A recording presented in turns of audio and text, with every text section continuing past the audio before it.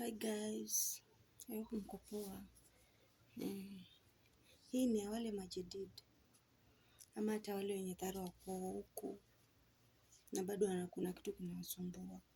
Najua kuna Waiguru wengine ni wale wenye hata ukifanya kitu still bado akiamka atakwambia rudia. Umeona? So msome Waiguru wako kwanza. Kama ni wale wakua eti ukifanya kitu yakwambia rudia, wewe mkulia timing, usifanye kazi zote, mkulia timing, kule kwenye wao yakwambia urudie kule, mkulia timing, akiamka amka naye. So usijichokeshe hapo eti wafanya nini washokuta, sijui wafanya nini, mshokisha akiamka yaja yuanza kukwambia rejelea, hujafanya hapo, hujafanya sababu hajaona ukifanya, si ndio? Na haoni mabadiliko wako atulizeni. So mimi cha naweza kuadvise majadid ama hata wale wenye taro wako huku na bado hawajashikisha rada. Jua watu unaweza ishi nao. Mimi mwenyewe ninaishi nao miaka 2.5, lakini bado tu sometimes mimi pia ukorogeka. Huwa najiuliza ni watu ama ni watu aina gani? So ndio hivyo guys. Soma Waiguru wako. Kama Waiguru wako ni wale ukifanya kazi anakuambia rudia hapo hujafanya, hata usijipe pressure. Fanya zile kazi kidogo kidogo pale, zile zenye huwa akiamka akwambia rudia. Sasa hizo akiamka amka naye. Akiamka naye amka nazo. Habari ndio hiyo.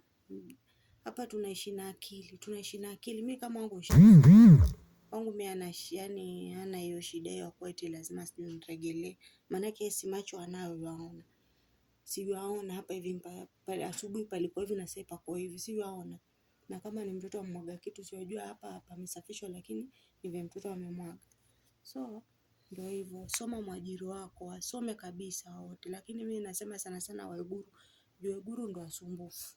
So msome Waiguru wako, ujue huyu yuko hivi nitapelekana naye hivi. Umeona? Yaani mahali popote pale inafaa usome mtu. Sababu hata home pia ni hivyo. Inafaa usome mtu mwenye uko naye, ama usome watu wako, wasome ujue huyu yuko hivi nitakaa naye hivi. Hivyo mimi naona ndio utatoboa guys.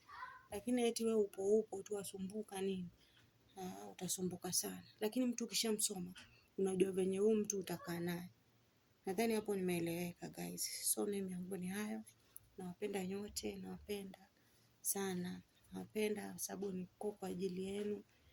Ingekuwa si nyinyi singekuwa hapa na singefikia hapa hadi wa leo. But nashukuru Mwenyezi Mungu na nawashukuru pia followers wangu, watu wenye wananifollow, wenye wana like, wenye wana subscribe, wenye wanafanya nini, wote nawapenda sana. One love guys.